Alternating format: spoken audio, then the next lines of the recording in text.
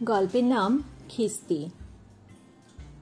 বিপিন তালুকদার হেসে হেসে প্রতিদিনই বাড়ি থেকে বেরিয়ে অফিসের দিকে রওনা হন, কিন্তু 10 কদম এগোতেই তার মুখ থেকে হাসি মুছে গিয়ে চরম বিরক্তি ভরা মুখ নিয়ে চলতে থাকেন। আশেপাশে যারা দেখেন তাদের এই বিষয়টি গা সওয়া হয়ে গেছে। বিপিন তালুকদার একজন সরকারি কেরানি, বেতন যা পান তাতে উনি পরিবার নিয়ে দিব্যি আছেন। বড্ড ভালোবেসে বিয়ে করেছিলেন। খুব সুন্দরী দেখে বিপিন বিয়ে করেছিলেন রমাকে, সহজ সরল গ্রামের একটি মেয়ে। প্রথম প্রথম সুখেই ছিলেন বিপিন। বউয়ের কোনো চাহিদা নেই, যা কিছু বিপিন কিনে এনে দিতেন তাতেই বউ খুশি। কিন্তু শহরে এসে খাপ খাইয়ে নিতেই বউয়ের যেন চোখ খুলে গেল। পাড়ায় অন্যদের যা আছে তা কেন তাদের নেই? এভাবেই শুরু হলো বিপিনের নতুন সংসার। অফিসে বিপিন সারাদিন কাজ করে। বিভিন্ন লোকের খিস্তি শুনে শুনে খুশি মনে হাসতে হাসতে বাড়ি ফিরতেন। এই বাড়ি ফিরে আসাটা তার কাছে স্বর্গে ফিরে আসা মনে হতো। বউয়ের আবদার চেষ্টা করতেন মেটাতে, আর এই আবদার মেটাতে তাকে উপরি চাইতে হয় লোকের কাছে। কেউ খুশি মনে দেয়, আবার কেউ খিস্তি শুনিয়ে দেয়।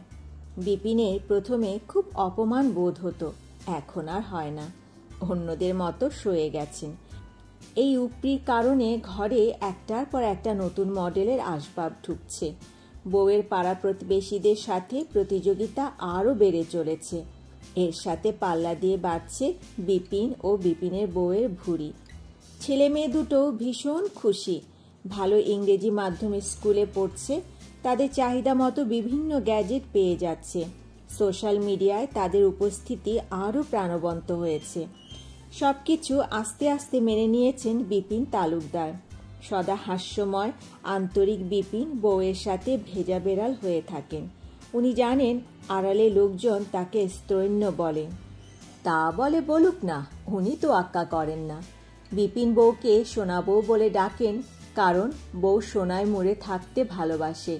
বউকে বড্ড ভালোবাসেন বলে মাসে মাসে অল্প করে হলেও সোনা উপহার দেন ওনার সোনা বউকে। বিপিনের সব কিছুই তার বউয়ের ইচ্ছে মতোই হয়। অফিস থেকে সোজা 8 ঘন্টার মধ্যে তাকে বাড়ি ফিরতে হয়, নতুবা তুলকালাম কাণ্ড করে বউ। কাচের যা জিনিস আছে সব ভাঙা শুরু করে দেয়। বিপিন ভাবে এগুলো ওর বউয়ের অতিরিক্ত ভালোবাসা। নিন্দুকেরা মুচকি হাসে আর বলে, ওসব বউয়ের চালাকি, যাতে নতুন কাচের জিনিস বাড়িতে ঢোকে। যাই হোক, সব ঠিক ছিল। নিত্য নতুন আসবাব হয়েছে, দামি পাড়ায় দামি ফ্ল্যাট হয়েছে, নতুন মডেলের গাড়ি হয়েছে।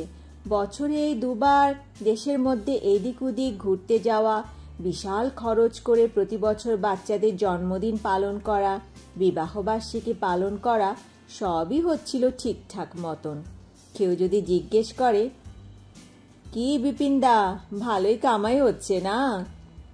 বিপিন মৃদু হেসে উত্তর দেয়, কি যে বলো ভায়া, এসব হচ্ছে আমার সোনা বউয়ের কারণে। সংসারটা এত সুন্দর করে গুছিয়ে করে যে অপচয় শব্দটা ওর ডিকশনারিতেই নেই। এই কথায় নিন্দুকেরা আরেকটু মুচকি হেসে নড়ে চড়ে বসে। সর্বনাশ হলো সেই দিন যেদিন বিপিনের অফিসে নতুন বিডিও আসলেন। বিপিনের মতো অন্যান্য সহকর্মীরাও বিডিওর বিরুদ্ধে বলতে লাগলো, আরে বাবা, তুমি ঘুষ খাও না বলে কি সবাইকে তাই করতে হবে? সবার অমত থাকা সত্ত্বেও নিয়মটা একদিন চালু হতেই হলো। বেচারা বিপিনের সোনা বউ আর সোনা বউ রইল না, তপ্ত আগুনের পোড়া লোহার মতন হয়ে গেল। সবাই বিডিওর মতোই ঘুষহীন হয়ে গেল।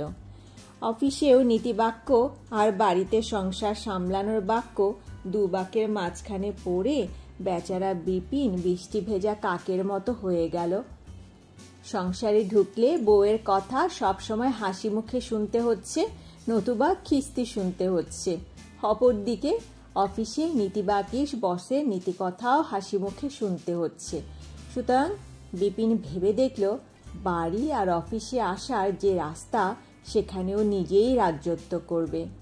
যত রকমের গালিগালাজ আর নীতিকথা ও প্রতিদিন যা শোনে সবই ও রাস্তা আর তাকে ঘিরে রাখা লোকজনকে বলবে। তাতে কারো লাভ হোক বা না হোক, ওর তো আত্মতৃপ্তি হবে। তাই ও হাসি মুখে বাড়ি থেকে বেরিয়ে বিরক্তি ভরা মুখ নিয়ে রাস্তার লোকজনকে খিস্তি করে বা নীতিকথা শোনায়। কেউ শুনুক বা না শুনুক, তাতে বিপিনের কিছুই আসে যায় না। বিপিনের মতোই খিস্তি দিতে দিতে বাড়ি থেকে বেরিয়ে অফিসে ঢোকে, আবার খিস্তি দিতে দিতে অফিস থেকে বাড়িতে ঢোকে।